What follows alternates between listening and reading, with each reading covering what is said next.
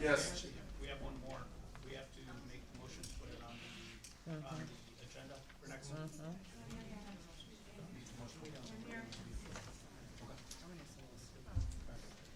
FOIA request. Yes, the FOIA report of the FOIAs responded to since the last board meeting was at your places this evening. Again, those are the ones that have been responded to. We have a few others that have come in.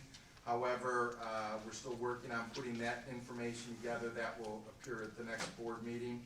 We would ask you to please review when you have an opportunity. Of course, if there's any questions about any of the information contained therein, please feel free to contact us. That concludes our report. Okay, legislative report, Ron. Yes, actually there is some action to report on. Senate Bill 219, which is the student athlete concussion legislation, has now passed both houses and awaits the governor's signature. The passing has been in modified form. That bill was originally scheduled to basically take effect immediately. The revised version has implementation moved to the 2016-17 school year. The reason they've asked to move that is they wanted to allow time for the development of appropriate protocols and training programs. In terms of the budget impasse, I have nothing substantive to report on that at this point in time. That concludes my legislative report. All right, thank you. District 210, the advisory committee report. Dr. Cohen. Good evening. District 210 Advisory Committee met on October 13th.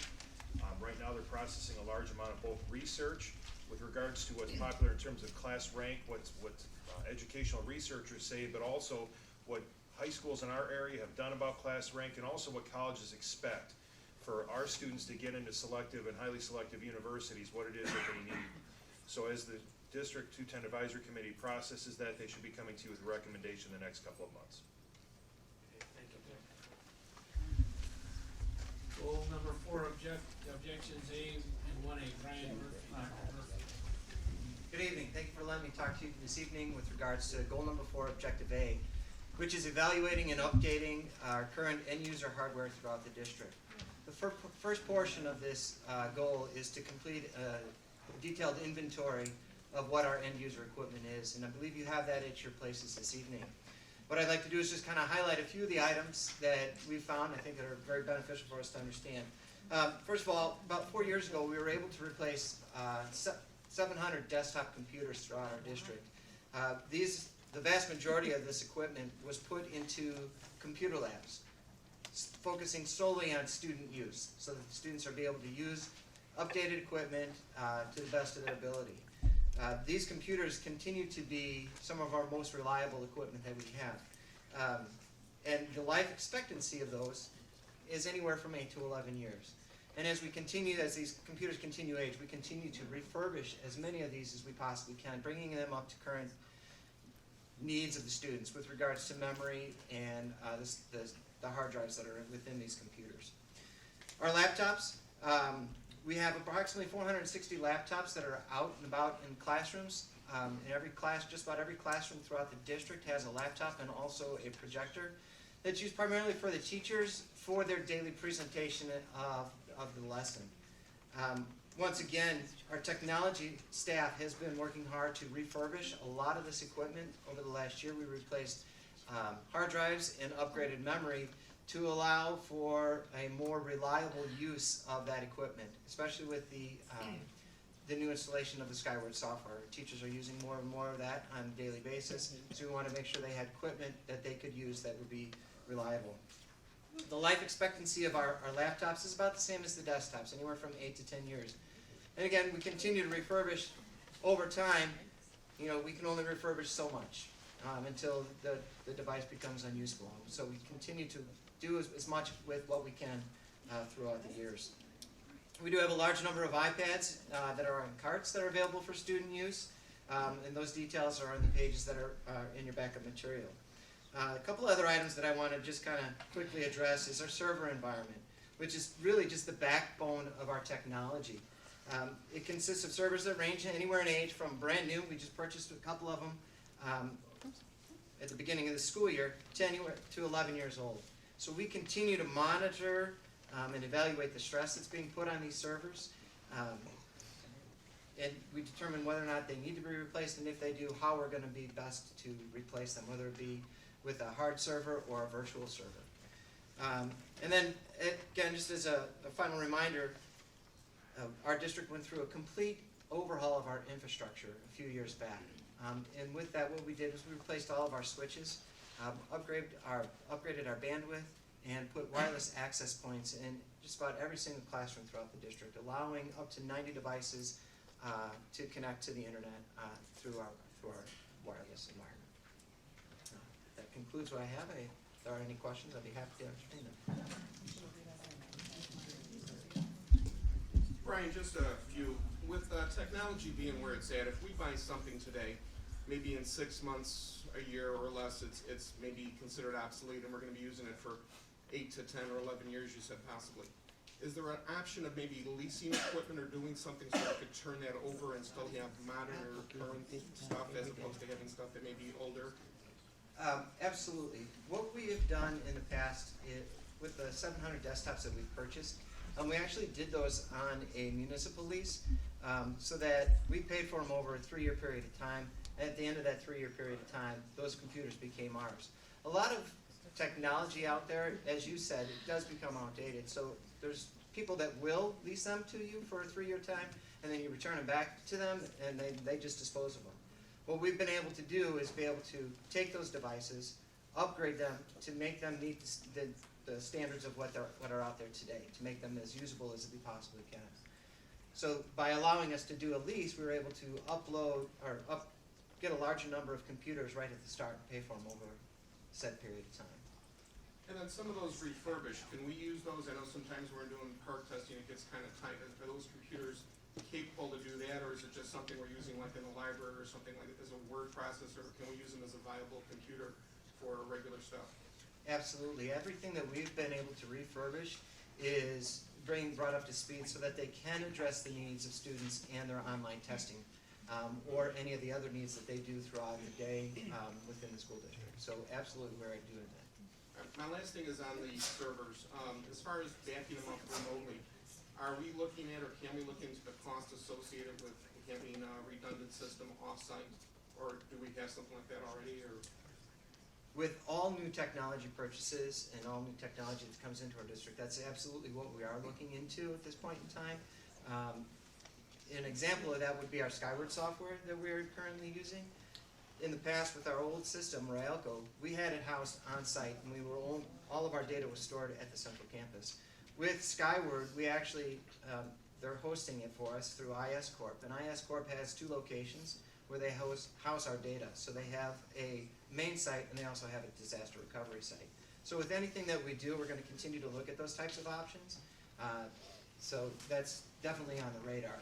And that's part of, the second part of this goal is to come up with the plan of where we can go in the future, the 3 to 5 year type of a plan. And so those kinds of things absolutely come into play when we start looking at this. great. Thanks, great job. Very thorough and complete report. Thank you. Thank you. Brian,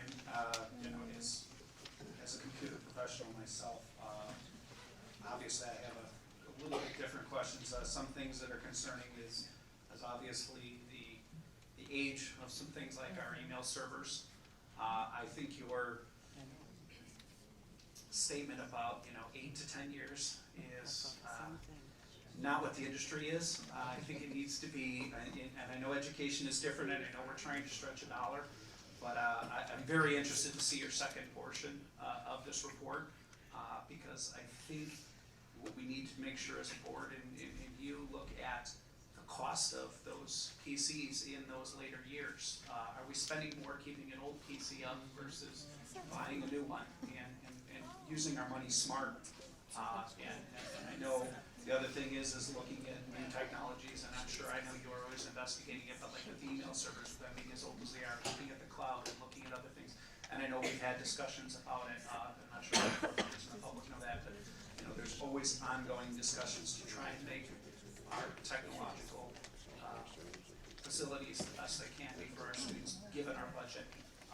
But a great job. It's good to see this, and like I said, I look forward to your second report and to see what we can do, and work with the board here to hopefully get you a plan and get it implemented here so we can bring the best facilities for our students. Thank you. Thanks, Mike. All right, with respect to that, Dr. Tingley, asset of the month. Asset of the month for November, planning decision-making at home, talk about plans that affect the whole family. Give your teenager increasing responsibility for planning his or her own future. At school, teach planning and organizational skills and train staff to help students make long-term plans for continuing their education and choosing career. That's the asset of the month for November. All right, Ron Sal, building and grounds report. Yes, thank you. The utilities and contractual maintenance report for the month of September was at your places this evening. Our expenses in this area are about 19.5% lower than last year's expenditures for the same month. There's a couple of sources of that. One of them Dr. Tingley referred to earlier, our renegotiated contract based upon our bid for custodial services last year is saving us, anywhere in the neighborhood of $39,000 to $45,000 a month. So that's a big plus. We have the savings in water that was referenced earlier. We've also had savings in both electricity and natural gas costs. The natural gas, if you notice, was almost $14,000 less. And part of that is based upon revised schedules for our cogen testing, as well as just cheaper rates available in the marketplace. Other items on the docket with our maintenance and grounds department, as the different fall athletic seasons conclude, we will be prepping our outdoor facilities for the winter months. Another thing you need to be aware of, we reported earlier about the legislation requiring carbon monoxide detectors in school buildings. We have started that installation process at all 4 schools. We double checked to see exactly where they need to be installed. There's a distance within any areas that might emit carbon monoxide. We are installing those again at all 4 schools. That process is underway and will be complete before the end of November, so we'll be well ahead of the January 1st requirement date. One of the other things we're also doing, even though it's not required, we're also installing those in the offices down at our transportation facility. It's technically not required because students are not there, but we still think it's a good idea to have them just for the safety of our employees. And then regular maintenance will continue as needed at all facilities. That concludes my report. Thank you, Ron. Ron, excuse me, sir. Did the life safety study get done? No, we have to go, you mean the life safety walk? I'm sorry, life safety walk, correct? Yes, the life safety walk was completed by the Regional Office of Education at all 4 schools. We are waiting for their report. Thank you. You're welcome. Community relations report, Andy Malone. Good evening. Peer helpers from all 4 of our schools came together for a joint meeting to get to know each other and share ideas this past week. All 4 of our Lincoln Way High School marching bands placed in the state finals at the Illinois State University Marching Band Championships for the first time in Lincoln Way history, and then at the end they came together to sing the Lincoln Way alma mater after the competition. Lincoln Way. Not a band It was something to see. It really was. Yeah, it was awesome. Lincoln Way Central students, as Dr. Riley mentioned, are building equipment in their woodworking class to be used by our occupational therapists for students with special needs.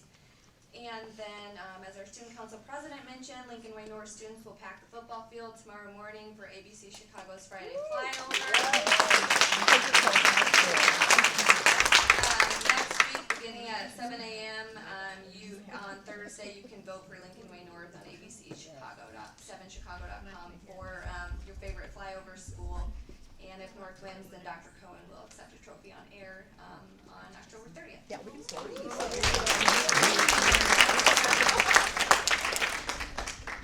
Thanks, Abby. Superintendent's district report, Dr. Tingley. Yes, if I can refer you to the private Lincoln Way sheet found at your places this evening. Lincoln Way Central students, congratulations to the Central 156 Central students who were inducted into the National Honor Society. East and West students that were selected for the U.S. Army All-American game. We have Lincoln Way East student Olivia Jones, Lincoln Way West student Mark Maka have been selected for the prestigious honor of playing in the U.S. Army All-American Marching Band that will be done over winter break. North student selected for Rotary Award. Congratulations to North student Grace Ingram for being selected to represent Rotary Club of Tinley Park, Frankfurt at the Rotary Youth Leadership Awards at Holiday Home Camp in Wisconsin. And congratulations to the students from all 4 of our high schools for the hard work and the dedication invested into the upcoming production of their fall plays. And once again, also congratulations, our 4 marching bands, first time in district history, all 4 to make it to the finals at ISU. So quite a weekend this weekend. Concludes my report. Right, there is no other correspondence, but is there anything under other business? There's just one thing I'd like to bring up, and, I may be in the minority view on this, but I would like the board to at least consider it over the next month. Since August, we've done a lot of things in terms of, we're creating an audit and a finance committee. We're sending out RFPs to get a new external auditor. We're gonna be auditing and tracing funds from all of our life safety, all of those bond proceeds. So we're doing things like that. As it was presented to us before August 13th, the only option for a referendum was a CPI plus referendum. We weren't presented with other options for a referendum. I personally do not believe that the district can continue to have 4 schools at 70% capacity in the long term. What I would suggest is that maybe we consider doing a one-time referendum seeking to raise somewhere in the nature of $8.5 million in a working cash fund. All this would do would basically, in my opinion, prolong things for another year. But during that year, we could work with a consultant. We could continue to try to find cost savings. We could let the audit and the finance committees, and maybe one committee, I don't know if it's multiples, we could do hearings. If a referendum like that were not to pass, it would mean that all voters from across 105 square miles of the district are okay with the decision. If a referendum like that were to pass, it would perhaps give us one more year where we could, we could consider things further. It's just something that I'm throwing out that we may want to consider, because there is a short time to put that on the ballot if we would think about doing it.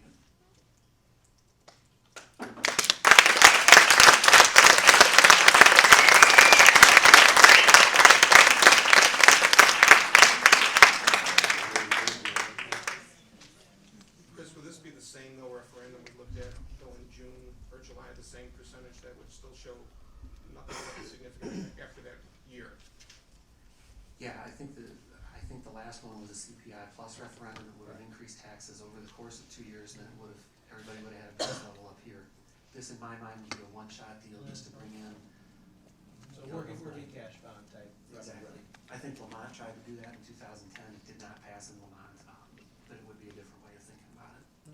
But I think the one thing is too, is there's costs, correct, with putting it on the ballot. I'm just asking both sides of the question. We'd have to look at that. I'd just be curious about that cost goes next. Yeah. There is no other business, so the meeting's adjourned.